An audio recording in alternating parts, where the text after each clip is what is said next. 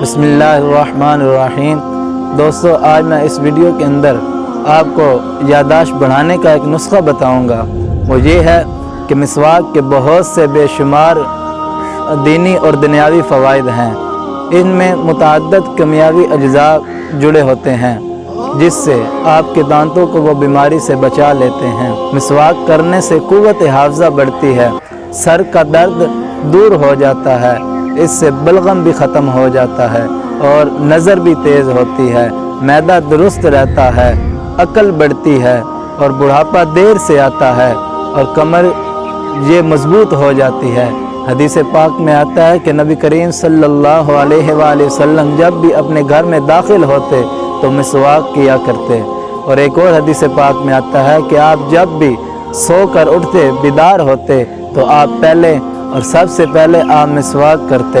हदीस पाक में आया है कि नबी करीम सल्लल्लाहु अलैहि वसल्लम ने फरमाया कि तुम मिसवाक को मजबूती से पकड़ लो, ये तुम्हारे मुंह को पाक करने वाली और अल्लाह अज़्ज़ व जल को राज़ी करने वाली है।